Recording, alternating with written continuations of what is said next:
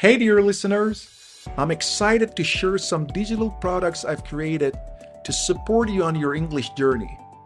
If you're diving into IELTS Academic, check out Digital IELTS Academic Reading on my website. It's designed to simplify the reading section so you can focus and excel.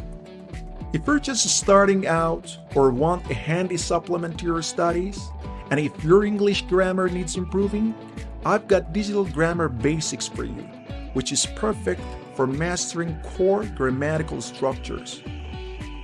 Finally, I'm thrilled to introduce our latest product, Digital Grammar Essentials. This is where we tackle those essential grammar points that learners often struggle with, covering exactly what you need to boost your general English and prepare for exams like IELTS and PTE. Visit my website at mohammadyazdanfard.com. You'll find a link in the description and explore these resources designed to make your English learning smoother and more effective. Good luck, my friends.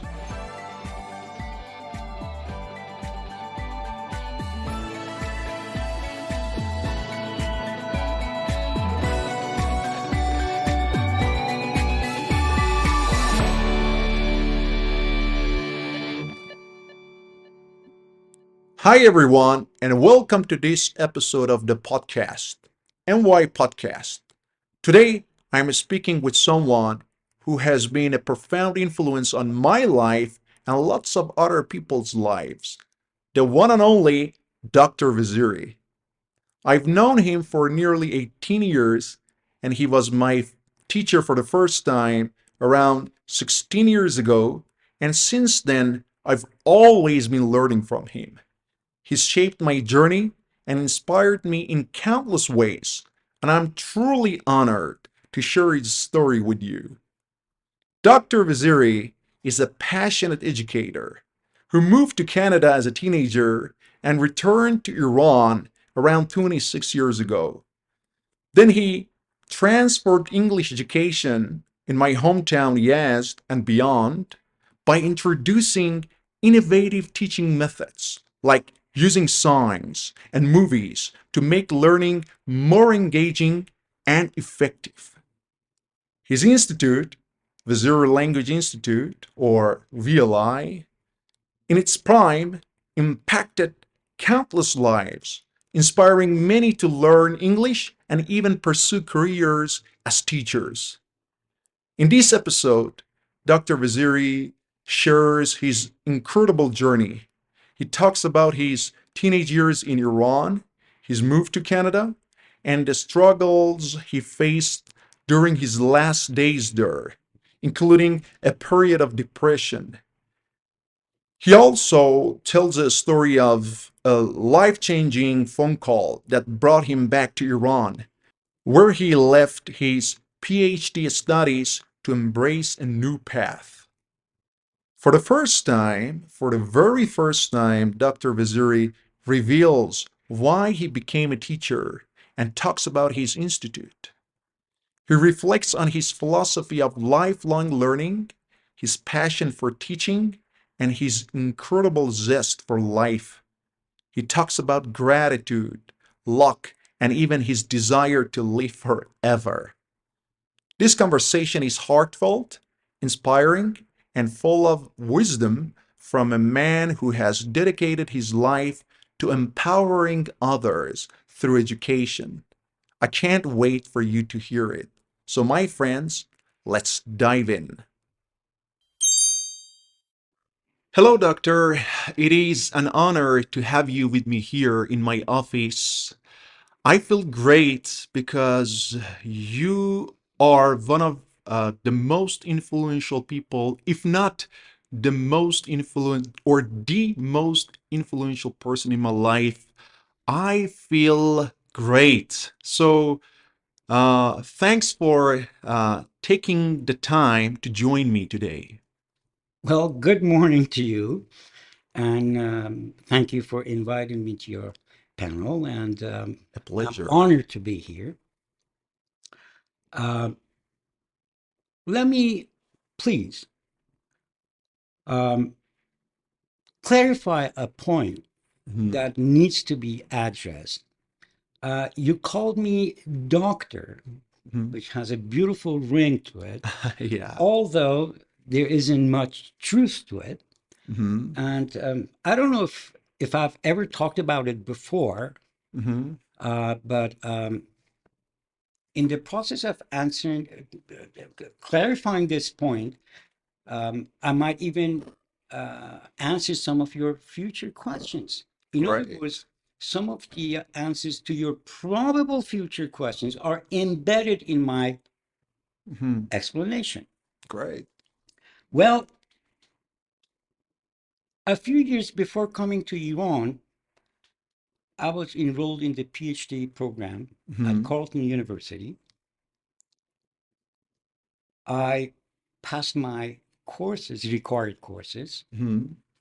I passed my first comprehensive examination. At that time, I don't know if that is still the case, but at that time, there were two required examinations, comprehensive examinations. Mhm. One was general, and one was specialized in the field that you wanted to Mhm. graduate in. I passed my courses and wrote the first, successfully wrote the first comprehensive, general comprehensive examination. A few months before the second one, where I would start my thesis afterwards, Mhm. all of a sudden, a life changing events or a sequence of events Mhm. happened. My life all of a sudden was inundated with colossal problems, Mhm. uh, both emotionally, financially, and otherwise. Mhm. From then on, I went on a emotional roller coaster, Mhm. and for 2 or 2.5 years, I dealt with my emotional and financial problems. Now, I don't want to delve into the details of what Mhm. happened, but they were very personal, anyways. Mhm. But one day, as I was dealing with, trying to deal with my problems, something incredible, uh, uh, ostensibly nothing important, but it was really life changing. Mhm. Something happened. One day, at that time, my wife and I had separated, and Mhm. my wife had the full custody of my child, and I was Your living only child. my only child. Yeah, my only son. Son, yeah, Yeah, to be to exact. be exact. Exactly. Mhm. Thank you. You're welcome.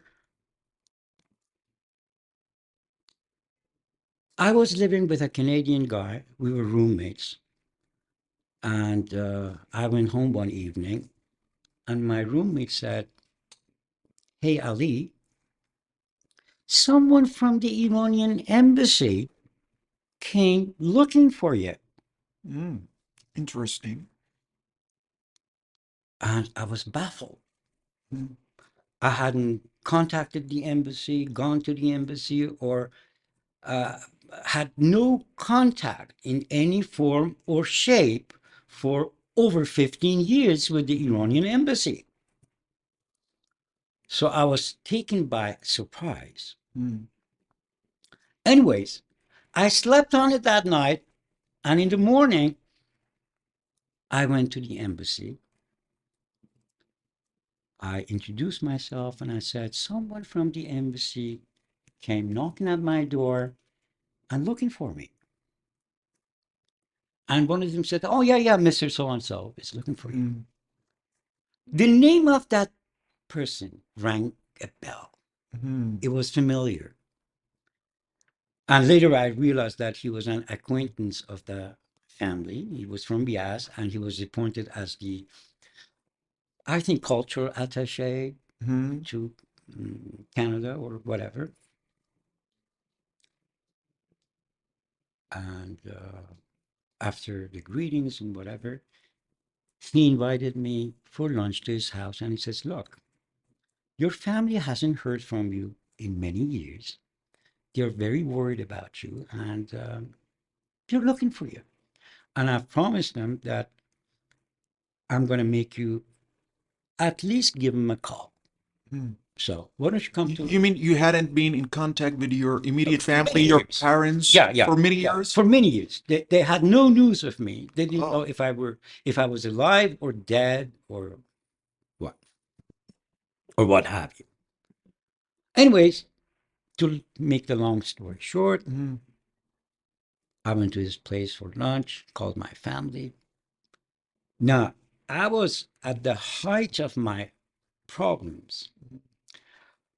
I was dealing with insomnia, depression, Mm-hmm. um, and of course, many other side effects of the problems that I was facing. When I heard my sister's voice and my brother's voice, and them begging me to at least go back for a visit, Mm-hmm. I went to the university. I asked for some Mm-hmm. time off my university affairs, and they agreed. At that time, the head of the faculty was Dr. Gardner, who had taken a special liking to me. I don't know Mm-hmm. why. And he says, Ali, whatever, I know that you're going through certain emotional problems, psychological problems.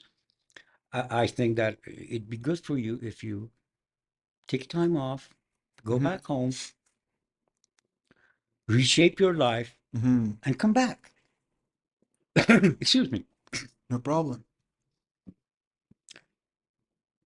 Little did I know Mm-hmm. that my life, for better or worse, was going to go through an amazing change. Now, mind you, I don't know if it really, I don't know up to today whether that was for better or worse, Mm-hmm. but it was definitely life changing. It shaped the path of my future up to You, today you that were I'm sitting with you. you were on the verge of entering a new period of your life. Exactly. Not knowing at that time Mm-hmm. that what future was holding for me. Mm-hmm. You No never know what the idea. future holds. No idea. Life is amazing. Mm-hmm. Yeah. You see, at every step of life, at every stage, we make decisions and we follow a path, Mm-hmm. never knowing where it ends and whether it be for better or worse. Sorry to cut you off. I always say in different situations in my classes, I always say the future is unpredictable. You never know what the future holds, what Exactly. lies in store. And that is why I say regrets Hmm. have no place in our lives Hmm. because we don't know had we what would have happened had we taken the other path. Hmm. Do you see what I mean? Yeah, I totally see what you're saying. So that's what I say. Regrets have no uh, place in our lives. Hmm. Okay. Uh, so, anyways, again, trying to cut the story short. Hmm. Within a week, I was in Iran. Oh. I didn't even have a passport, Iranian passport. My passport had expired. They gave me some sort of um, a temporary pass or something. Hmm. I didn't even come with a passport. I came with a temporary pass. Hmm. And well, then more or less, you know the rest of the story. Hmm. So, it wasn't just the call it was, as you said, lots of things had occurred in your life. As they say, Precisely. uh, Yeah. the call made you uh, come back to You've told me Iran. that you believe in determinism. Yeah, determinism. Yeah. Probably this is a very good example of what determinism Mhm. is Yeah. and what it can do. Yeah.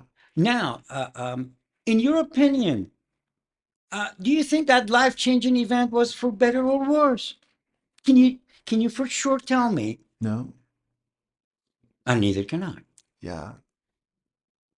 And that's why, as you said earlier, you never feel regretful. As you said, regrets have no place in your life. Exactly. Yeah. Because what is the point of feeling regretful? Uh, About a path not trodden, a path not taken. How can I make a comparison mhm. if I haven't traveled the other path? Yeah, but now let's rewind a little, doctor. Okay. But everybody calls you doctor, and you are my dear Nice ring to it, by the way. yeah, and you are my dear doctor, and Thank you you. know that you got a special place in my Thank heart, in my life. As I said, your You can person, call me a doctor, but sorry, you can call me a doctor forever and ever. yeah, That's not going to change the reality. yeah, I see what you're saying, and your presence in Yazd had a huge impact on my life and lots of other people's lives. Your presence and your institute, Vaziri Language Institute, or the acronym was VLI. VLI, changed my life and many other people's lives. Uh, because I have I have said many times I've been interested in English as far as I remember, but after I graduated from high school, when I got accepted to university around 18 years ago, I started learning English professionally at VLI, and uh, around um, around 15 years ago, I started teaching I started teaching at VLI at the same institute, and your presence, your institute, played a pivotal role in my life, and uh, learning English and learning and teaching were revolutionary, life changing. And I am thankful to you, Mr. Sabit, and my colleagues, and some, everything, the people working at VLI. And I'm really grateful to lots of people, especially to you. And now let's rewind a little to an earlier period of your life. Talk about your childhood and your childhood in Iran, and what motivated you to move to Canada in the first place. Fine, thank you. Welcome. First of all, when you say that I had a life-changing effect on many people, Mhm. um, that makes me wonder whether it was for better or worse. In my See, case, that brings a lot of responsibility.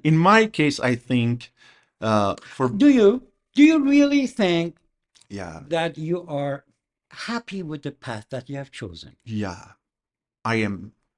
Um, at this stage of my life, I feel happy. I feel satisfied. There are some problems in my life. I think, Well, we all deal with yeah, we problems. all deal with problems, as you said. But I think, and my life has been a roller coaster ride. I think life is like a roller coaster ride. You know, there have been many ups and downs in my life over the past years, but I'm really satisfied with my life, and I'm really happy with the decision I made 18 years ago. And I am happy. Yeah. Thank you very much. So, and thank you again, Doctor. Now, going back to your question, Mhm. you see, when I entered elementary school, Mhm. I had a cruel, tyrannical principal Mhm. who ruled the school with an iron fist. Mhm. And I was very tiny, which I'll go back to my being tiny and the reasons and whatever Mhm. later. I was a good student, but his cruelty and tyranny was really too much for me to handle. Mhm. Nevertheless, after graduating from elementary school and entering high school, that aversion towards his cruelty and tyranny turned me into a rebellious kid Mhm. as I was approaching adolescence. Mhm. Uh, I became very rebellious towards the establishment, Mhm. the school system, and my scholastic quality started diminishing Mhm. greatly. When I got into the last year of high school, I was almost my whole scholastic process was on the verge of collapse. Mhm. But anyways, by hooks or by crooks, I managed to graduate from high school. And I don't know if I've ever mentioned it or not, but in my final examination, uh, I got zero on English. It's true. It's very True true. story. Yeah. Very true story. I can show you the documents Uh, and prove to you that I got a that'd big be great. zero. I want to I, keep it I somewhere handed in, safe. I handed in a blank paper, nothing on it. You So know, you mean you weren't interested in English, not at all. I hated English with and passion. and you had no idea one day Exactly. you We would never become know. you never know you We would become an never English teacher, know. an influential, inspirational English teacher. Unbelievable. Yeah, it is unbelievable. Life is a series of unbelievable events. Yeah, That is why we can never say for sure what future holds for us. yeah. Sometimes the unexpected The happens. unexpected happens, and it happened in my case. So, And anyways, uh, my daddy knowing that me being a rebellious kid, and also I was involved in a love affair with a girl, and my daddy um, didn't appreciate that very was much. worried about his Exactly. son. And he was right. I was only 16 or 17. What did I know But about you were in a love? love affair, in a Yeah, relationship with a with a girl. girl. So he decided to send me to study abroad. Hmm. Now, of course, as is the case for many other people my age, the Mecca, Hmm. the dream of every young male and female was going to the United States of America. Hmm. But And did you go to the United States? I no, mean, no, did your here, father send you to the United States? that was the plan. Hmm. But getting a visa to United States was much harder than Canada, Even back then, even back then, before the revolution. before the revolution. Yeah. So I decided to use Canada as a stepping stone or a launching platform Hmm. to go to the United States. So I got the student visa for Canada, Hmm. which is a story in itself because my grade average was not good enough to enter university. Hmm. which became an obstacle, which is a different story. How I overcame the hurdle and the obstacle is a story in itself. Mhm. But anyways, I went to Canada, and after a few months, I was able to go to United States. Mhm. But The land of the opportunities. land of opportunity, the dream of every young male and female at that time. But Not just from Iran, from different countries around the world. Yeah. everybody, yeah. But when I went there, it just didn't resonate with me. Mm. You know, uh, so I went back to Canada and I decided to continue my life Mm. in Canada. And sorry to interrupt you. What did you not like about the United States? Can you tell us briefly why didn't the United States, the land of Okay, opportunities, why didn't the US resonate with you? I will try to clarify it. Mm-hmm. I don't know if the case still holds true Mm-hmm. or if that is a good comparison today, Mm-hmm. but I can only make that comparison and judgment at that time Mm-hmm. only. Well, Canada was a young, clean cut Mm-hmm. country with people who were much less prejudiced Mm-hmm. than the people in the United States.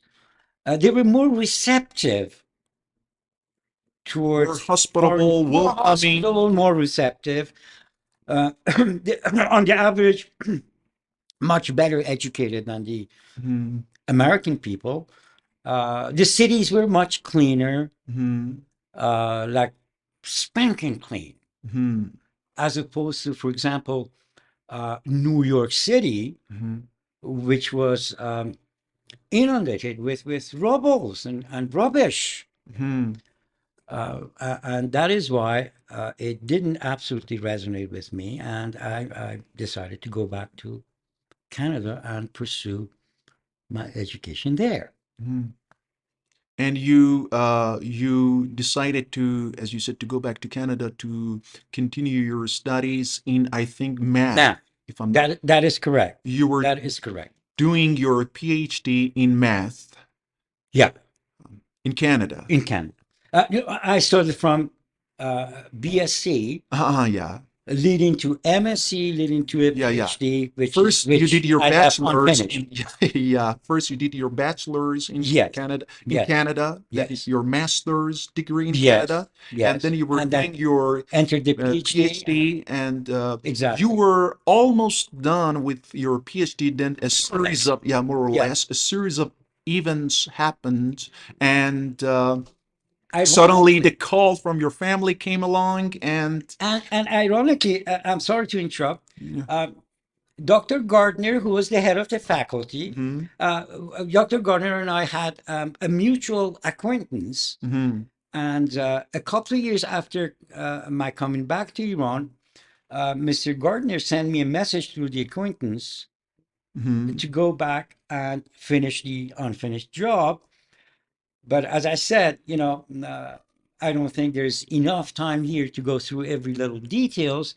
But at that time, my life had taken a path where there was no need for me to go back and finish the unfinished job. Hmm.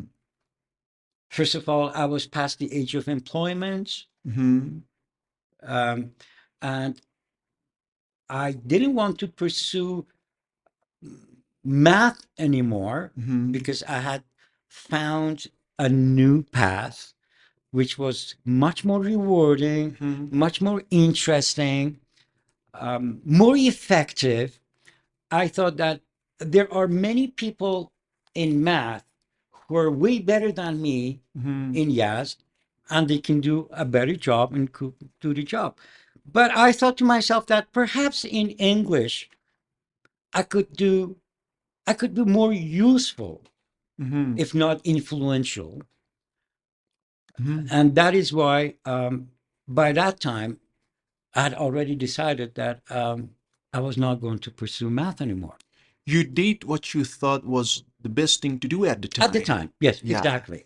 And so, as I said, a series of events happened, and you were going through a dismal period of your life. As you said, I think Very you dark. very dark period in your life, and you were going through a lot, and the call from your family suddenly came along, and you made up your mind and you decided to return to Mhm.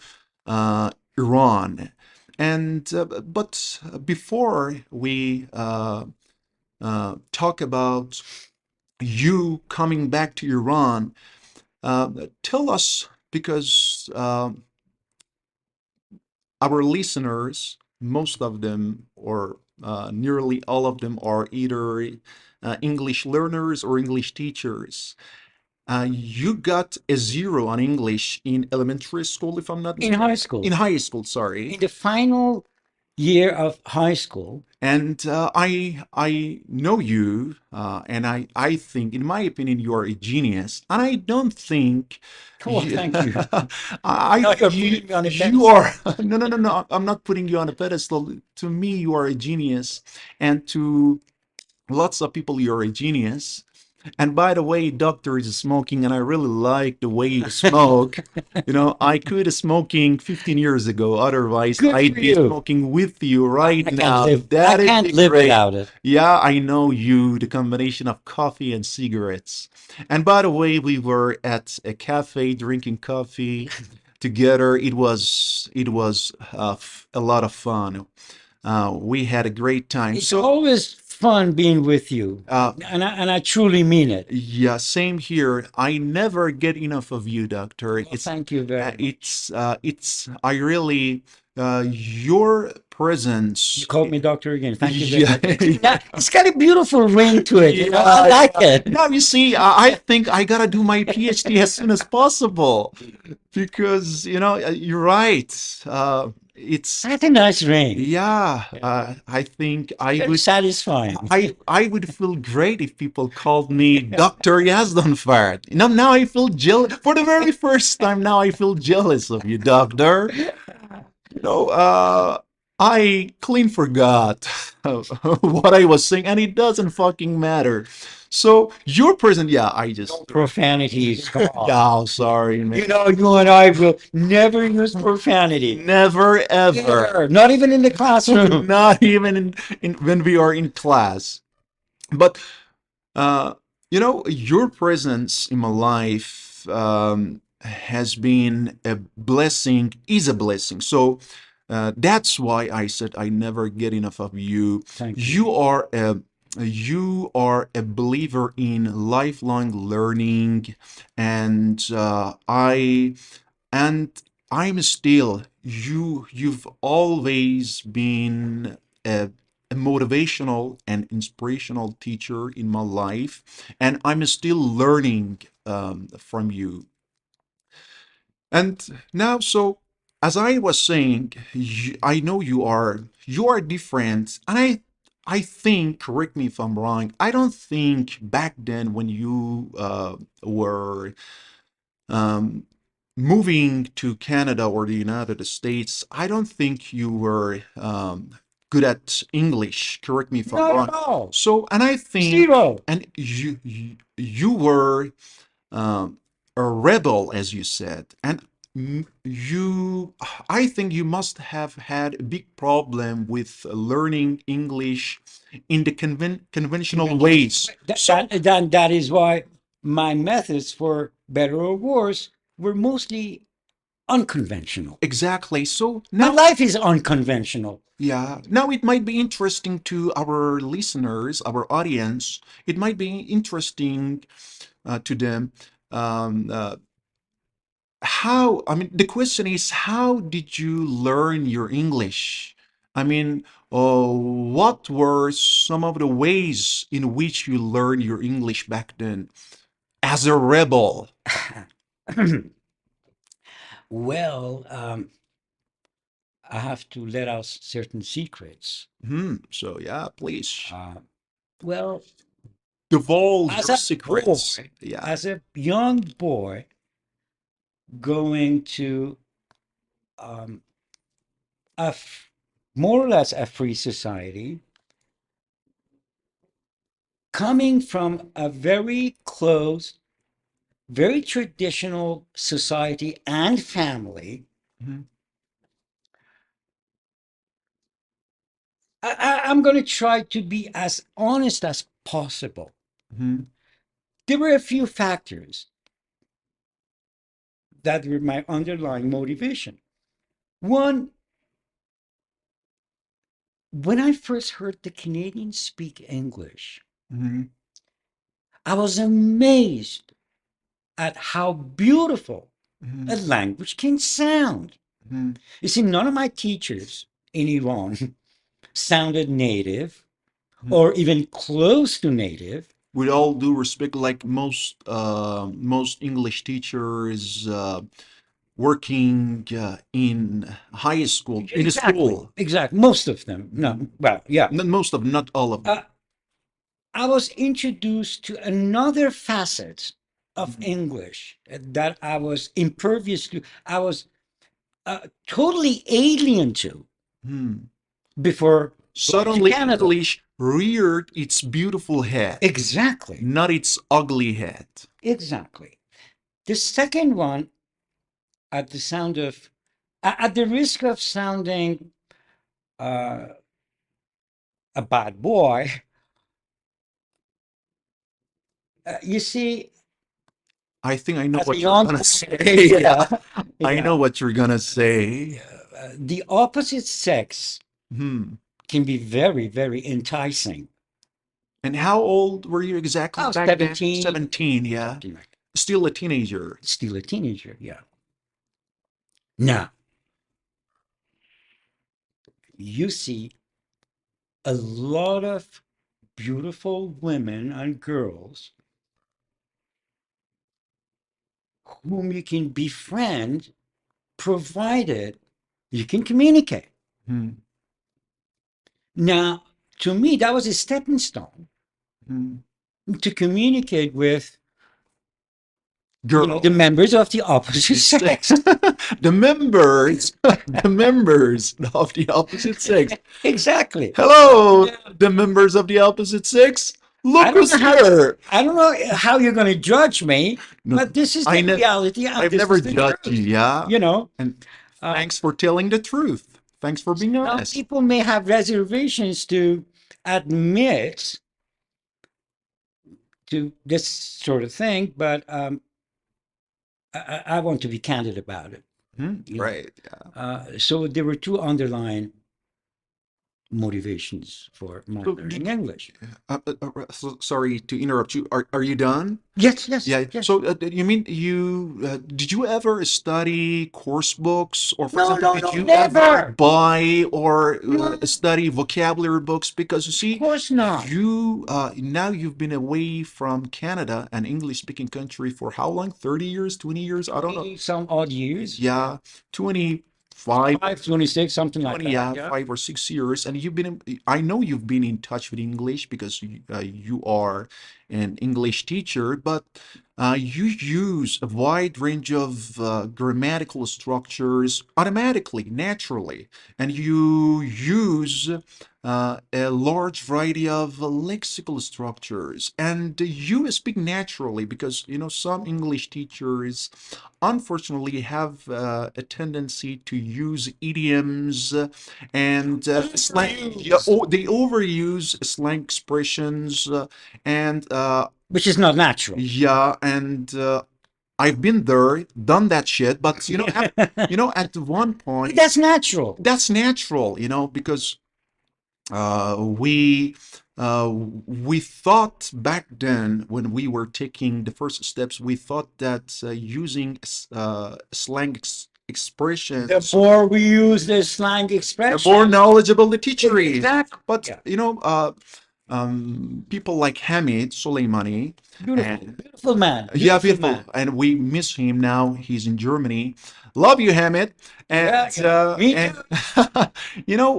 Hamid and I think some some other colleagues of ours, at one point, we realized speaking English naturally is something else and more valuable, more precious, and more beautiful. So now I want to get back to what I was saying. You use a large variety of um, lexical structures, grammatical structures, and as they say, variety is the spice of life. You spice up your sentences, uh, your answers, and the conversation by using a wide range of But words and yet simple, yeah, simple. Yeah, you because speak communication doesn't necessarily have to be complicated. doesn't have to be complicated. And now the question is, the question that suddenly popped into my head is, you didn't like studying course books, vocabulary books. So how, I know you had the benefit of living in an English-speaking country, but lots of with people with a lot of underlying motivations. yeah, with a lot of underlying motivations. But how did you become so good at English? And now, Well, thank no, you. no, but I'm, you, I'm, you speak like an English-speaking person, like a native. What is the key you to see, your as success? I've told my students over and over again, many times, I tell them that I learned my English through parties, Mhm. street fights over girls. A street fight over girls. Exactly. Yeah. Yes, In natural, in Canada. exactly. Yazdi boy in Canada. But you see, unless you immerse yourself Mhm. into a natural setting Mhm. with natural events and occurrences, Mhm. your English becomes sort of unnatural, artificial. Mhm. Do you follow what I mean? Yeah, yeah, I see what you say. Like I know some of the teachers who have learned English and very well, rightly so, through movies, Mhm. and they talk like movies. And I Yeah. keep telling them that look, the real natural speaking is not through movies. Mhm. Movies are movies. Mhm. Okay, they constitute a part, but not the whole scene. Mhm. Not everybody talks the same way. Mhm. Uh, the normal speaking English, spoken English, is not really The what way you that see in the actors books, or exactly, or the way actors speak in speak. movies. That is not the case. Mhm. You have to keep it balanced, Mhm. and some people have a problem with keeping that balance. Mhm. Yeah. Yeah, I totally understand what you're Well, saying. thank you. Yeah. So, I think, now I want to draw a conclusion here. So, it is possible to learn English without even studying, buying vocabulary books or course books, studying specialized materials, provided you are exposed and to English materials or English, especially authentic materials. And I think you were lucky because you were immersed in English because you were living in an English-speaking country. Am I right? So, had you stayed in Iran, had you not moved to Canada, I think you might have had to resort to course books or study Yeah. books. That's what lots of English learners do, right? Exactly. And to add to that, many times I tell my students, look, I'm going to tell you about a certain structure Mhm. that I haven't seen in books or textbooks, Mhm. but is frequently used Mhm. on daily basis. Mhm. Now, I'm amazed why they're not mentioned in textbooks, but Mhm. they're not. But they're extremely useful. Mhm. Uh, they're used, believe it or not, on daily basis. Mhm. You know, I say, well, some of these structures you'll Mhm. never find in textbooks. Mhm. Yeah, And besides, there couldn't are agree more. certain nuances Mhm. in languages that the writers of the books are not aware of. Mhm. You see, uh, so it requires a good teacher Mhm. to know and distinguish the nuances Mhm. and explain them. But unfortunately, many of the Iranian teachers, and I don't mean to be rude, honest, um, they are so book bound Mhm. that as if they go beyond the book concept, they have committed Crime. atrocities or crime or War against atrocity. language, you know. I mean, You mean they tend to live by the book, live by the book literally speaking. and die by the book, you know. But reality is not really the same. Yeah, I don't know if I answered your question. you did, yeah, in the most beautiful way Well, thank possible. you. And before we uh, talk about the beginning of your career as an English teacher in Iran, I want to ask you another question. You before before you came back to Iran, you had never experienced teaching English in Canada, right? Correct. So you uh, you decided to return to Iran, and then a new chapter of your life, your story, uh, began. Okay, so now you are in Iran around 25 or 26 years ago. Around 1375, 76, I came back. Came back. Now, Yeah, to however many years it may be, yeah, you now you are in Iran, and as you said earlier, you had never experienced teaching English, if I'm not mistaken. uh, Correct me well, if I'm wrong. yeah, well, I have to interject something here. Mhm. I had a short-lived, temporary experience with teaching. Mhm. My wife, the mother of my son, of course, Mhm. was Spanish by origin, but born in Ecuador. Mhm. And after my son's birth, which is a long story, I moved to Ecuador for about 6 months. 6 months. Yes. I didn't know that. Yeah, I did. And in that period of time, I started teaching English in a Mhm. completely Spanish environment in an institute, which was To Spanish-speaking learners. learners. And I didn't speak a word of Spanish. Mm. And that was an amazing experience in itself. So, did you like, I mean, teaching, It was and very how did you, challenging. yeah, and how did you become a teacher in the first place? Because did it happen by accident, or um, were there any reasons why you decided to try teaching and experience teaching English and different things? Oh, this is to be honest with you, I have never talked I have never talked about this Mhm. issue before. It's probably the first time, Oh, interesting. yeah, in my life that I talk about this aspect of Mhm. my life. Uh, uh, to explain the underlying reason and motivation for me to become a teacher, I have to give you a little background and tell you a little story. Please.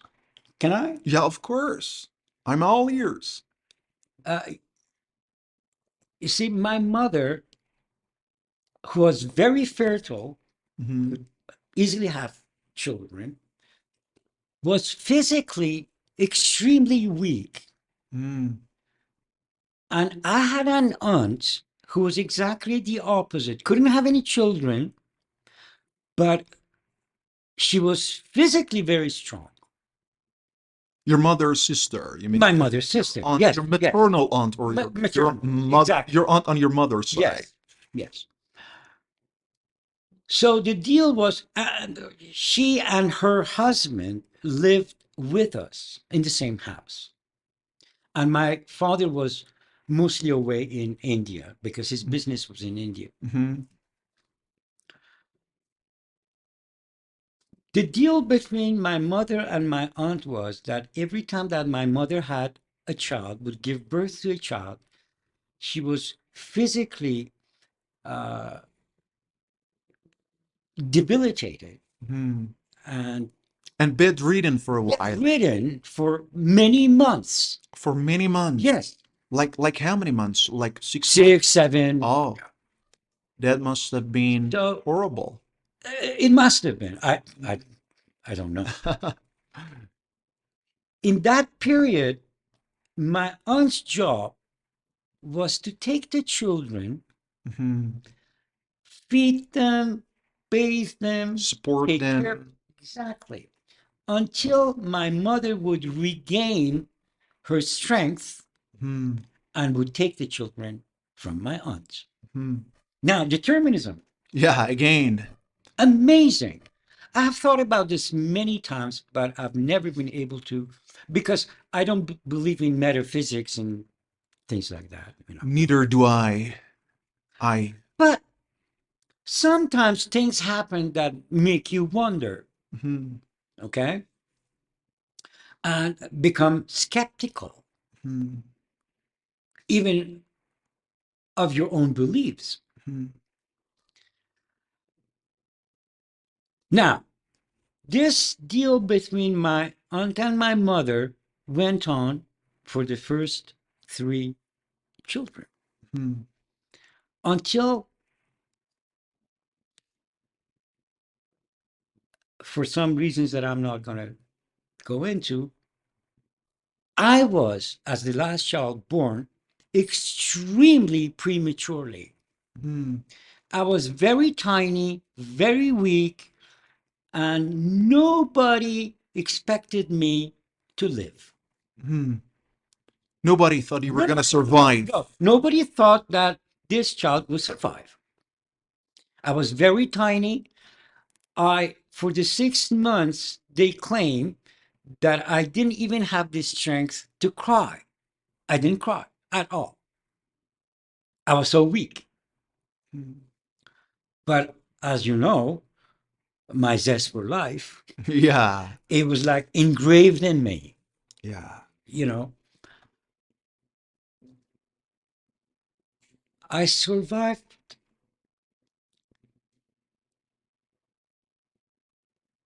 and my mother recovered, and now it was time to take me away from my aunt and her husband, whom I'll call uncle from Mm-hmm. here on. But to their amazement and surprise, You wouldn't let go of your aunt. I, no matter what they did, they could not separate me from my aunt. Huh. So eventually my mother gave up. I says, okay, sis, Allie is this is yours. yours. Yeah. Take Allie home. Allie. I don't want Allie anymore. Yeah. And people knew that if I woke up in the middle of the night and I wasn't sleeping with my aunt and my uncle, I would raise havoc. I Mm-hmm. would mayhem, hell. The hell would break loose. Loose. Yeah. So everybody accepted the fact that I am from now on my aunt and my uncle's son. Son. Now, in my immediate family and the close relatives, we had no illiterate person except my uncle. So you mean everybody in your family was literate, Was Yes, knowledgeable? minimum knowledge of at least reading and writing, except my uncle, Ah. who was my real father, if you Yeah. if you will. Now, I felt so bad and angry when I noticed people making remarks about my uncle not being able to read or write. I carried this anger Mm. and this frustration within me for many years. You didn't want people to look down on your uncle Never, or your never. father, He was as you said. he was my everything. Yeah. You know, he was the love of my life. He was the kindest man you can imagine. Mm. He was the best father, uncle, husband that anyone can imagine. And I'm not exaggerating. Mm. Even you can talk to my immediate family, they'll all tell you the same thing. That uncle was the kindest and the Supportive of nicest. you Everyone, with the not heart only of me, gold, everyone. Yeah. everyone. But me especially. Mm-hmm. Okay. I used to sleep in between my aunt and uncle on the same bed. Mm-hmm.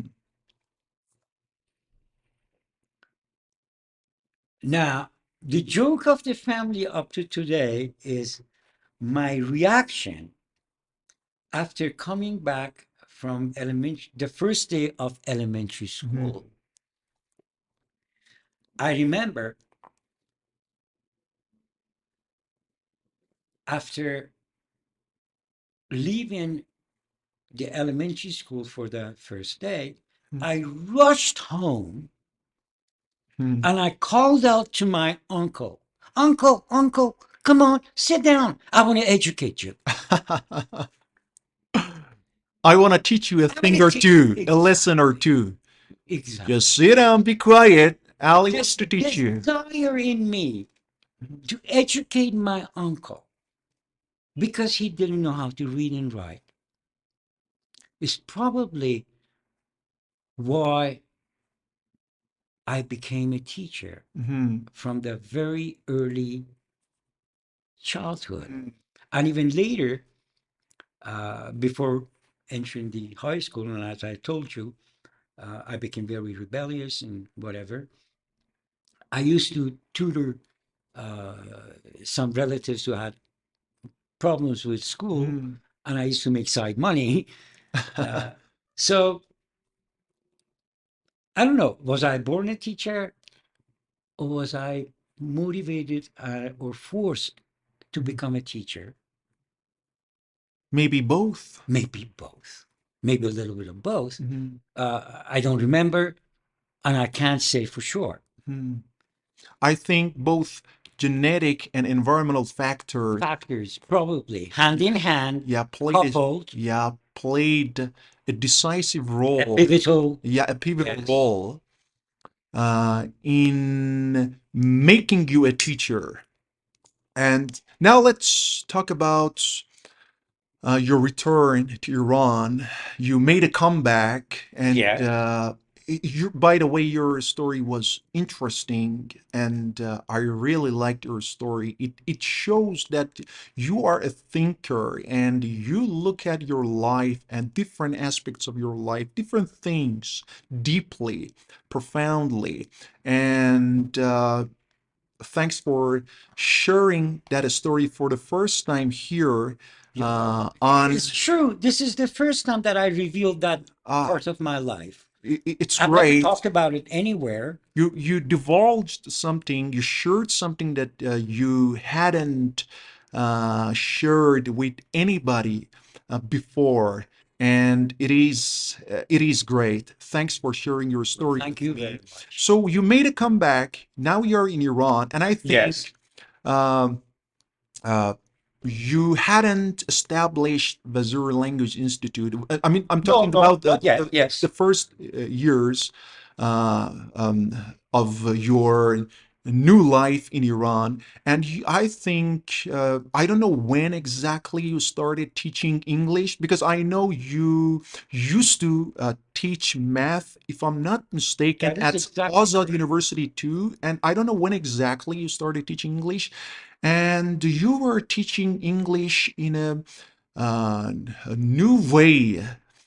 in a revolutionary fashion in yes, because people weren't used to learning English through movies and songs. I mean Hollywood movies, songs, English songs. But you introduced At the time where subtitles and yes, scripts were not available. available. We're talking about You had to do it spontaneously in the classroom. yeah, and we're talking about I think 25 Yeah, probably 25, 26 years 6 years ago. ago, and suddenly you showed up out of nowhere. Suddenly, Dr. Vaziri or Ali Reza Vaziri shows up and introduces new methods of teaching and learning English.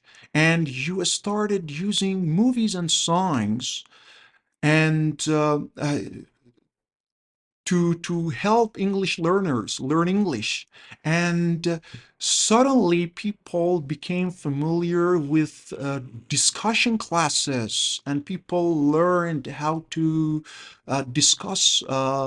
People Then they used to realized that discourse and yeah, having fun. Yeah. yeah, the people realized that yeah, there is another way to learn English. We can discuss different subjects, political subjects, cultural subjects, or we can talk about movies, songs, work on movies and songs, and learn English. And what you did was revolutionary. A rebel revolutionized the way English was thought and learned back then. Talk about that pivotal moment of English language learning in Yazd, or probably in Iran. Okay, it's okay. Your Sorry. phone is ringing. It's okay. Sure. Yeah, everything is happening naturally this session. So now, if you don't mind, please talk about Not that at all. pivotal period Uh, of English language learning. well, you see, I've always been a rebel by nature. Mhm. You were born a rebel. I was really, I admit that I was really born a rebel. I never, ever adhered to established ways of life. Mhm. Um, I always thought to myself, well, there is no point of following the path that everybody else had already trodden. You see, there's nothing wrong. You see, who's to say what is a correct path Mhm. and what's a wrong path, if you will? Mhm. Paths are paths, Mhm. okay? And 100 years from now, successful people, rich people, poor people, failed people, all the same. They're just a bunch of bones Mhm. under tons of dust. Mhm. So at the end of the day, it doesn't matter what path you follow. Mhm. Life goes on, and many people are afraid of trying new paths, thinking that something horrible Mhm. would happen or emerge if you do not follow the path of your father or your grandfather or your neighbor. But I never thought so. Mhm. I always strongly believed and adhered to that belief that you can try new paths. New paths are just a path. No better, no worse, because and by the way, I always think that no matter what path you choose, at one point in time, you'll reflect back. And in And hindsight, in hindsight, you say, what if I'd chosen the other path? Mhm. So no matter what you do, you are constantly going to face that question. Mhm. So that's an absurd question. Mhm. That question shouldn't even be asked. That's why I said in my life, regret has no place. Hmm. How do we know if I hadn't come to Iran, I would have had a better life or worse life? We don't know. So why regret? Why worry? Why even question? Hmm. Uh, so when I came back, anyways, I think we deviated from No, no, the. no problem. It was interesting. You Uh, mentioned some when I came important back, things. I had a relative who was a very good friend of mine from childhood Hmm. who holds a PhD in Persian literature, Hmm. Dr. Shab Rezavi. Yeah, I know Probably him. you know him. Yeah. He was teaching at Azad University, and he told me, "Hey, why don't you come and teach math?" Math. Yeah. I said, "Fine by me." So right off the bat, I started teaching math at Azad University. I wasn't even thinking about teaching English, but I had a niece who constantly encouraged me, Mr. Soviet's daughter, Yeah. that uncle, maybe you should try this field. I think you would be very successful. Maybe you should give teaching English a I try. try, yeah, give it a shot. And at that time, her father was managing an institute, English institute, which wasn't very famous. Hmm. It was one of those back alley, whatever, Institutes. institutes. And I said, okay, I'm going to take a class and see how it Let's see goes. what happens. Yeah. And from the very beginning, I did not stick to the book Hmm. and deviated from the set path Hmm. that others had chosen. And as one of the colleagues, You decided to take the road not not taken. taken exactly the road. That is, by the way, that is my favorite poem Yeah, by Robert Frost. by Robert Frost. Yeah, the road not taken. All my life has been a series of roads not taken.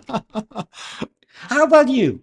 If I may ask that question, Yeah, I think to some same here. extent, Yeah, yeah. same here. Yeah. Are you sorry? No, no, no, no. I'm happy, and I think as Bob Dylan says in one of his songs, one of my, I think our favorites, one of our Exactly. favorite Yeah. singers, and We have many things in common. yeah, we have a lot He in is one of common. them. Yeah, Bob Dylan is one of the things we have in common. In one of his songs, he sings, "Keep on keeping on." On. Keep on keeping Keeping on. on. I think, as you said, why regret? Why feel That's bad? absurd. Why feel regretful? Uh, that's absurd, as you said. I think I ought to keep on keeping on, and I'm doing my best. I'm trying my utmost to get the most out of life because this is uh, It'll never be repeated. You got one exactly shot and one chance. one No more. shot. Yeah, and I wanna make the best of my life. So I tried. Sorry, I think we are deviating again from the question I asked you uh, 2 minutes ago. But I always try to stay positive, you know, Very good. and think positive. And by the way, I sometimes I take a realistic attitude uh, to life. And I mean, I am a realistic person too, but I think I try to think positive and stay positive as much as possible. And I think uh, I try to beautify my life in the Beautiful. best way Beautiful. possible. So yeah, my life has been full of decisions too. Has been full of And um, all of them right decisions. yeah, I mean, they're decisions. And maybe we cannot um, say whether they were right or wrong, but they were decisions. mhm, And we cannot measure them by any means. yeah. as long as we're happy. Yeah. Okay, And so sorry to interrupt you, Doctor. You were saying, and your niece, Mr. Sabit's daughter, uh, suggested you give teaching English a a try, try, yes. and you said, "Why not?" You gave it a shot, and then what happened? Well, little by little, I was introduced to many young, avid, energetic, uh, full of desire to learn. Mhm, And day by day, mhm, more and more, I try to revolutionize the method. mhm, I try to make the settings more comfortable, more real, mhm, and less established, mhm. if you will. And the method found itself very attractive to many, many young people, Including me, including, well, you, as my you said. colleagues. Yeah. One little memory that I can quote now was I was coming back from Debola with a couple of students. Mhm. They were all sitting in my car. And by the way, Dibala is a village in Yaz. Yes, yeah, yeah. Yeah. Sorry, yeah, yeah, Dibala, yeah. because some Perhaps of many of the audience are not familiar with. yeah, are not from Yaz and they have no idea about Dibala. Exactly. And many of them have some great memories of Dibala, if you see what I'm saying. Yes. On the way back, I was listening to a series of songs by the Eagles. Hmm. And as I was driving, I suggested to my students, hey, would you like to pay attention to this song Hmm. and analyze the song? First, they resisted Hmm. because they thought understanding an English song is like beyond anyone's imagination. Hmm. How can you understand an English song? Uh, because as I said, they had previously experienced book-bound teachers, Hmm. and they couldn't think beyond, They couldn't venture out. venture out. They Exactly. couldn't Thank you. leave Thank their you. comfort zones. Comfort zone. And yeah, and they were afraid of the challenge because back then, as you said, nobody, it wasn't customary to work on songs or movies. Exactly. We are Yeah. talking about a book-bound system, System. book-bound teachers and learners. And as we progressed, they realized that it wasn't really impossible. Mm. I said, pay attention. You see, do you understand what he said? And little by little, they said, yeah. They picked up a word here, they picked up a word there. And they must have said to themselves, that could be another way of learning Yeah. and enjoying English. It changed their lives. Hmm. I don't want to name names, but a couple of them are now top Six English teachers. teachers, yeah. And whenever we see each other, they keep reminding me of that experience on the way back to Yaz. Um, yeah. Uh, you see, I didn't do anything. You know, and but there are a lot of memories, unforgettable memories between you and me, and you and my colleagues. And I wasn't in that car, But but probably you've heard the story. yeah, I've heard the story. And as you said, you were a great influence, a positive influence in my life, in our lives, and your presence helped us a lot. And now there are a lot of successful English teachers uh, who decided to learn English and who decided to give teaching English a try because of your presence and Thank you. because of your innovative, creative methods, revolutionary methods of learning and teaching English.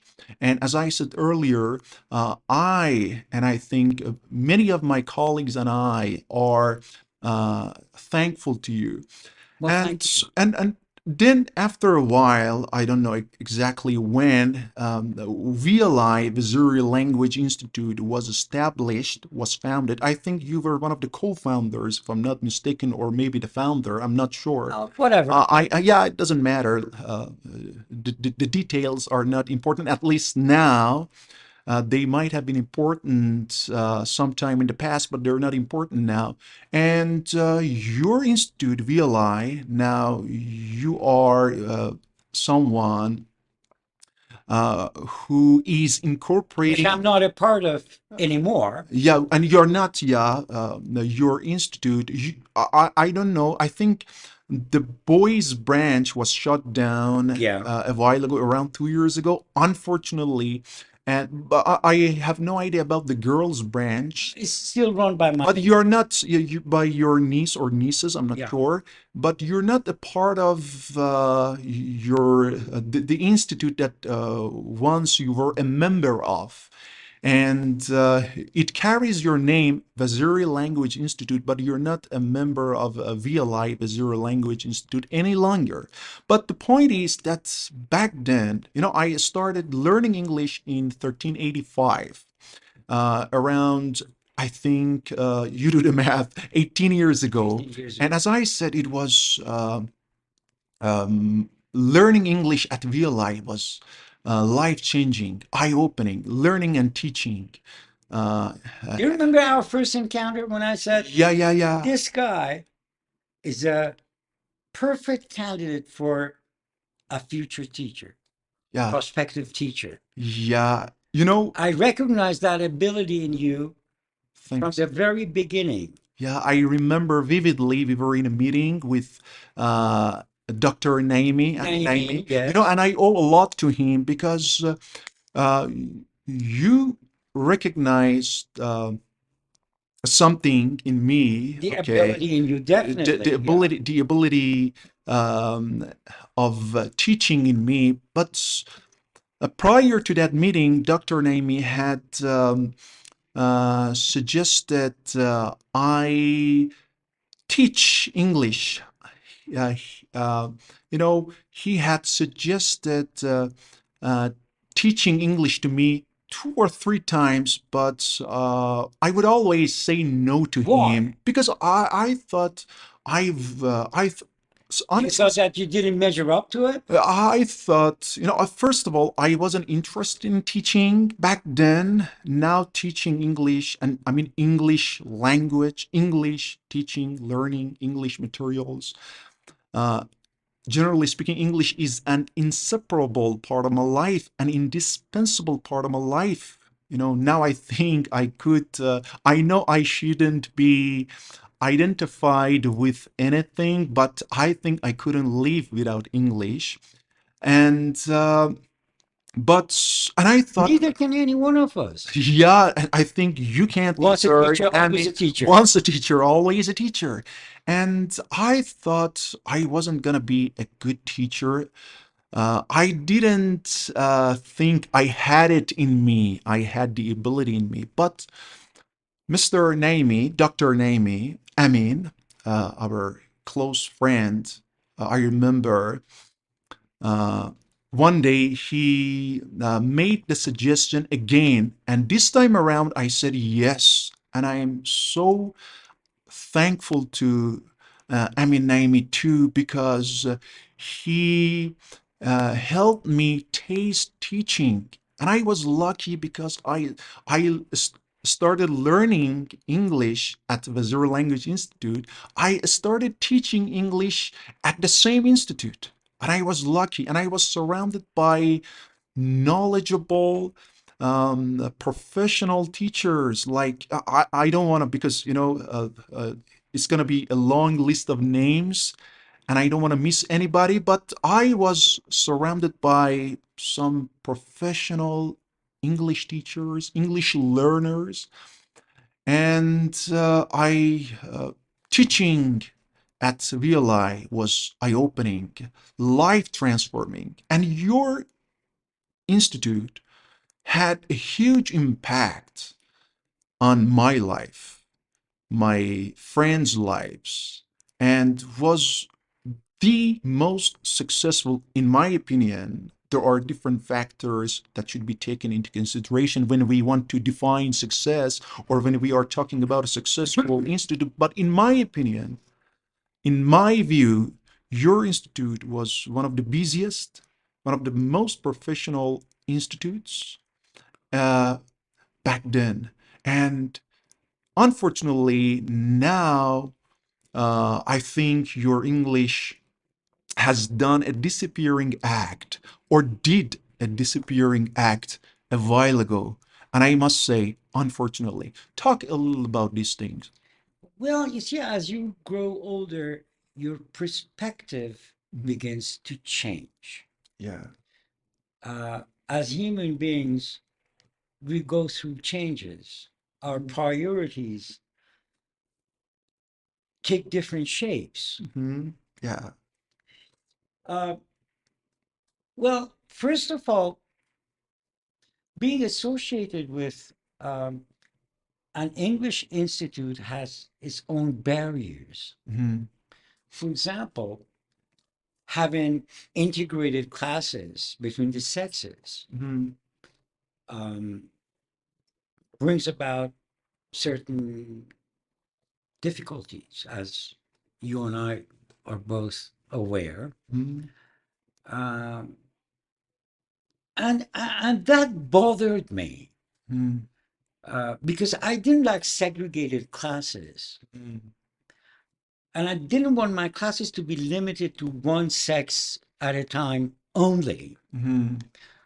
Um, my nature, my beliefs, my thoughts did not really agree to Hmm. this type of behavior. So, This kind of educational context context, setting. yeah, and I thought that that was a hurdle Hmm. that was not absolutely necessary.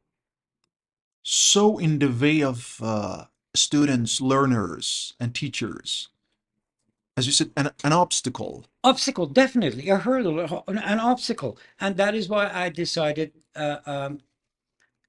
to leave the institute Hmm. and go on my own Hmm. and try to have more of private classes.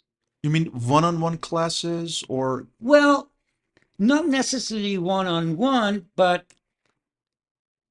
a very limited number of Mhm. students, max, let's say 5 or 6. So you still have group classes, one-on-one Yes, yes, classes? yes, I do, but you're not crowded classes. Hmm. Um, well, that is really the basic reason why I left the institute, because I thought it was a distraction. Hmm. Having to worry about whether it's a segregated class, it's an integrated class. Now, am I going to face the authorities? Um, how am I going to overcome the hurdles and the obstacles? And I thought it was energy wasted for no reason. Hmm. You couldn't withstand No, I couldn't the, withstand it. No, the overwhelming pressure. no, no. That was unnecessary. Do you see what I Yeah, I mean? see what you're saying. It definitely affects your teaching because you constantly have to worry about something which is really not necessary. Because our educational settings, contexts are supposed to facilitate the process of learning and Learning teaching. is not a hurdle. Yeah, they aren't supposed to be a hurdle. They aren't supposed to be in the way uh, of learning, in the way of students. And so, for those reasons and for some other reasons, they decided to abandon the Exactly. successful, And the the double successful, standards, you see, yeah. the double standard is that when you come to the higher education, Mhm, the classes are not segregated, they're integrated. mhm. But when it comes to the English teenagers and teenagers. whatever, then the educational system is completely segregated. Mhm, And I do not understand this contradiction and the double standard. mhm. Why, at one point, they're It's not okay, integrated? yeah, to be in the same Yeah. class. If it is not okay, it should be across the board. Mhm. Why would you segregate them at one point and integrate them And another. at another stage? Mhm. Well, I don't know what you think about that. Is that also one of the reasons that you're not running an institute? Actually, my case is different from yours. I co-founded an institute. Then I had some problems with my business partner, and which is pretty natural when Very you natural. when Yeah. you co-found a business, for example, a company, and back then I thought I couldn't continue with my business partner any longer, and I kind of made a similar decision. I decided to run private classes, and these days I am working on different projects, but 5 years ago I decided Did you to. make it the right decision? I think, yeah, as I said, Yeah. I am Good. happy Good. with the decision I made back then. I think one of the best decisions I've ever made in my life. I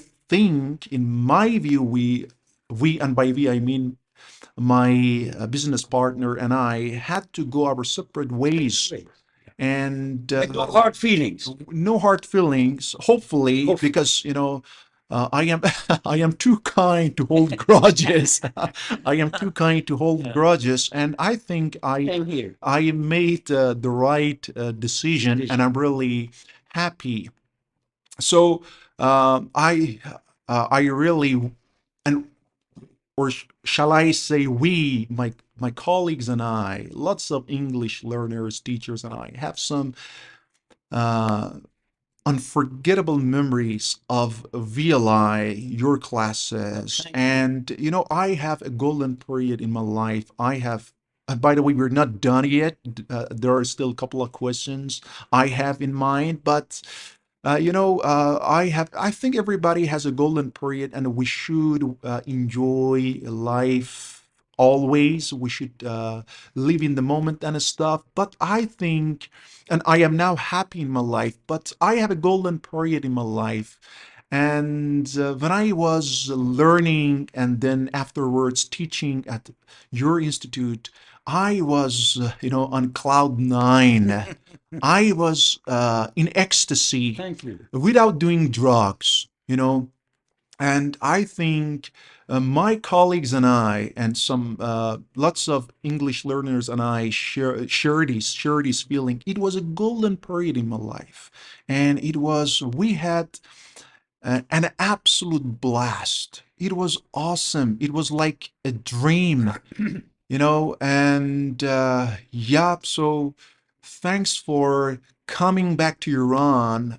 Oh, uh, thank you. to me, to us. Hey, I was born again. Yeah, and you were like talk of town. You were the talk of town. The You were new kid in town. new kid in town, and you were, by the way, you still are a celebrity, in my opinion. You were. Everybody was like, "Do you know Dr. Vaziri? He not only does he teach math, but also he teaches English in a new, I mean, not in the old-fashioned ways. Sorry, old-fashioned ways, in new ways, in creative ways. And you were always in the spotlight, and everybody wanted to experience your one of your classes, and everybody wanted to experience learning from you in your classes. And thanks for coming back to Iran. You were, and you are, a game changer, a life changer. But trust me, when I say I was born again, Mhm. You mean it. you're talking about my effect on you Mhm. as students, but you don't know what you've done for me as students. Yeah. You brought a new breath, new life, new hope, and I don't know, words fail me. Mm. But you talk about what I've done for you, but you're not aware of the things that you people have done for me. I kind of understand what you're saying because, You brought back the zest in life in me. yeah, Do you? I see. Yeah, I see what you're So saying. I thank you as you thank me. Thanks a lot. So we're even. Yeah, let's call it even. Let's And call it even. Right. because I've been teaching for 15 years, and I know what you're talking about. And because my students always, most of the time, especially when I was taking the first steps, my students motivate me, and they energize me, and they help me uh, go on, continue in life in the best way possible. So I see what you're saying, Doctor. Thank you very much. And thank you for having me on your panel. Thanks a lot. Okay, now before we wrap up our conversation and before we wrap up this episode, I want to ask you uh, a couple of questions, personal questions. By You all are, means, go ahead. thanks. You are one of the most passionate people I've ever seen in my life. You believe in lifelong learning. I think you've been learning your whole life and teaching for a long time, and your passion for life is unbelievable. Sometimes at parties, in different places, sometimes you say to me, I still feel 20. I still feel I'm 20 years old. I don't feel my age, which is great. You feel younger. And what is the key to your success in feeling young? And what is the key to your success in in having constant passion for learning, teaching, living? Well, I don't know if the answer to your question can be wrapped up in a couple of minutes or in a few minutes. Yeah, doesn't Uh, matter. it's a lifelong belief Hmm. and method. Well, you see, by nature, I'm a pleasure seeker, a game player. Hmm. Even from childhood, I love playing games. Hmm. And believe it or not, I look upon math, English, as true games Hmm. and puzzles rather than, I don't know, the dry scholastic side of learning. Hmm. To me, they are just playing games. Hmm. And I never tire of playing games. Hmm. Um, and as I said, I'm a pleasure seeker. Hmm. I've always been looking for a perpetual pleasure, a constant pleasure, a non-stop pleasure. And I don't want to get into details. I have tried many different ways Hmm. of seeking pleasure, but I was always amazed by Hafiz and Hmm. one of his poems where he says, ای بی خبر ز لذت شرب مدام ما. That was in his poem. He talks about the perpetual pleasure Mm-hmm. that I was always searching for and looking for. And eventually I found that in teaching and learning. Mm-hmm. Those were pleasures that were never ending. They were never boring, monotonous, Mm-hmm. if you will. Yeah. Um, so, and I believe that if contrary to the general belief, if you do not plan for a set life, Mm-hmm. for example, different periods, the education, then getting a job, then getting married, then marrying off your children. I wonder what they do when they reach the point of, okay, now I'm all set. Mm-hmm. I've married off my children. Now, what do I live for now? Mm-hmm. Does life end? So I picked up a path Mm-hmm. that would never be monotonous, never be boring, and could give me that perpetual pleasure that I've always been looking for. Yeah. So aging is almost irrelevant. Mm-hmm. In that process, aging almost fades away and becomes irrelevant. Yeah. I don't know if I answered your You question. did. You did in a great way as usual, as per usual. And we say and they say learning from the cradle to the grave or lifelong learning. And of course, our jobs, our careers play a big role in how we feel about life, living, and how satisfied we are with our lives. But I Beautiful. think, yeah, and luckily, no, we are lucky because I consider myself to be a lucky person because I am a teacher, and I am an English teacher. I love learning and teaching English materials, and I love teaching even in English, teaching any subject in English. Not any subject, I'm exaggerating, but I mean, I want to say that English holds a place of paramount importance in my life.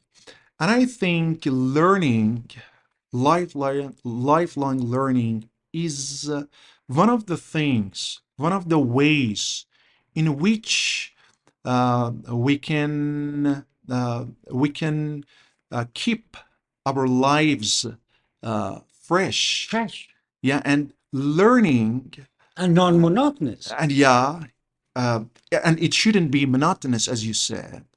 And learning can keep our lives uh, fresh, learning new things, different things, whatever, it depends on our interests, can breathe life into our sometimes dead bodies or dead souls, if you will. And I don't believe in souls and stuff, but I'm just saying, figuratively speaking. And so you think that lifelong learning and learning constantly, Teaching. and teaching, of course, and teaching is like your career, your profession. This combination has, Age doesn't play a major role in this. yeah, yeah, and this combination, learning and teaching, and I think I share the same combination with you, um, has made you eager to live. And sometimes you say, I want to live to be 200, 300, 400 years. No limits, Yeah. really. To be Eternal. eternal. Yeah. Uh, by the way, many young people ask me constantly about success. Mhm. How do you define Success. success? Yeah. Now, I repeatedly tell them, and this is my true belief, I tell them that I don't know about others, but my metric Mhm. for success is two things, two qualities. I say, well, when you get up in the morning and you dress up to go to work or whatever you do, or in the evening, it doesn't matter, Mhm. how do you feel? Do you feel excited? Mhm. Do you feel bored? How do you feel when you leave home to work? And how do you feel Mhm. after finishing your work going to where you live? Do you feel excited? Do you feel bored? Mhm. Are you a workaholic? Or do you equally enjoy going to work and also going back Home. home? So, my metric for success are these two. Mhm. If you can somehow provide these two, then I'd say you're successful. And if you don't, no matter what you have, Mhm. no matter what amount of money you have, what luxury you enjoy, Mhm. I don't consider you successful. Yeah, I don't know if you agree with me or I if that is also your metric. yeah, I agree with you, and I am lucky because, as I said, every day when I wake up and as I go You about, have something to wake up to. I have something to wake up to. Not always because we all have our Our bad downside, days. correct. Yeah, yeah, The good days and the bad yeah, days. yeah. Yeah. Good days and bad days. If you have As more good days than bad days, then yeah, and I think, as they say, life is not always a bowl of cherries. definitely, Full, definitely. full. As I said, life is That's like nonsense. Of course, it a can't roller be. coaster ride. Right. Yeah, it is.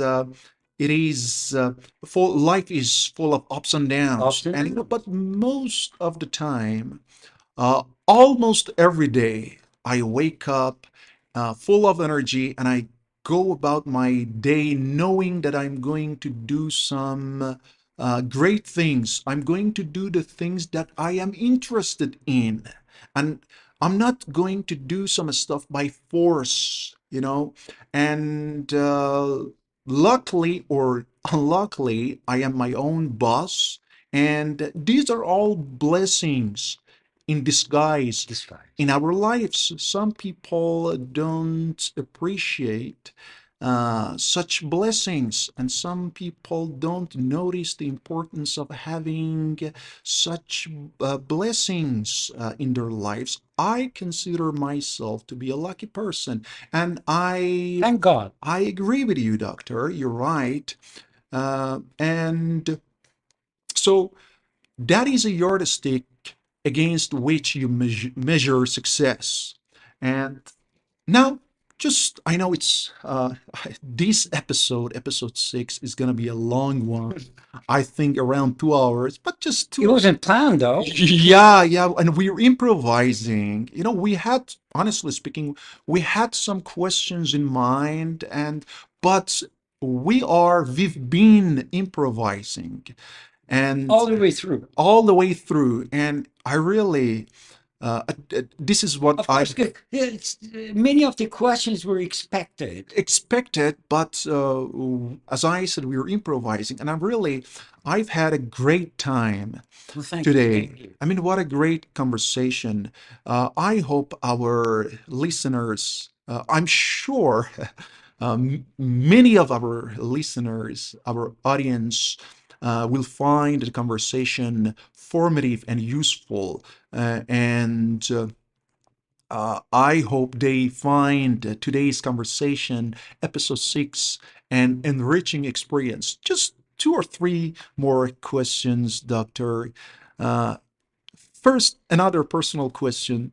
Uh, if you could share just one piece of advice, I know you hardly ever or almost never feel regretful and stuff. You talked about these things earlier, and but if you could give your younger self, your 20-year-old self or your 30-year-old A self, chance to relive. no, no, I mean, just one piece of advice, what would it be To who? To myself? to your younger self? Follow the same path. Follow the same path. Yeah. Mhm. Many people have asked me, would you marry the same woman, knowing the Knowing, troubles? yeah, Would you believe me if I told you that yes, I would marry her again? yeah, I know it sounds not realistic, mhm, delusional, but to be honest with you, I don't think I would change any aspect of my life. mhm. And I'm a believer in determinism, randomness, luck, Yes, and yes, I stuff. know. And I think sometimes when we feel regretful, we should remember that, when we make a decision, for example, when we make a bad or good decision, a rash decision, you know, uh, we sometimes we can't do any better. Some people say you should have known better. You could have done this. You could have done that. But I mean, our genes, genetic, environmental factors, and some other factors won't let us make Hey, another let me decision. rephrase you. Let me ask you a question. Mhm. Well, in this interview, you're Now it is supposed to be my asking turn. the questions and me answering the questions. But let me ask you something. Remember my life-changing experience when that guy from the embassy, Iranian embassy, knocked on my Contacted door. you, yeah, knocked Right. on your door. Now, let's go back Hmm. and let's assume that that wouldn't have happened Hmm. and I would have stayed In in Canada. Canada. Can you guarantee me No way. that? So, Yeah, that's what I'm talking so about. I mean, exactly. we are on the same page. I Yeah. mean, why regret? Why, for example, some people say, To judge a why path that we haven't crossed. that we have no, we think we have control over some things in But our we lives. don't. We have no control over we And we anything, cannot almost make anything. any judgments. Yeah. Any judgment Looking we make back, is a wrong judgment yeah. because we don't know. Mhm. And looking back, I think we shouldn't Probably this say, path was laid out for us. yeah, we shouldn't feel regretful. And looking back, we shouldn't say, oh, I shouldn't have done that. I could have done this. Now I wouldn't, now my life wouldn't be a living hell. These are just bullshit Well, things my that life is not a living hell. yeah, Thank God. yeah, but I mean, we should remember that genetic factors, environmental factors play a big role, and we have some, and the place, the city, the country you live in, and some other factors, various factors play a colossal role in our lives. So I think we should take it easy and enjoy life. In closing, uh, there's an English saying that has always been my motto, Mhm. and I've said that repeatedly. It says, which I've tried to implement as much as possible in my life. It says, if you can't be with the one you love the one you're with. Mhm. Uh, you know, uh,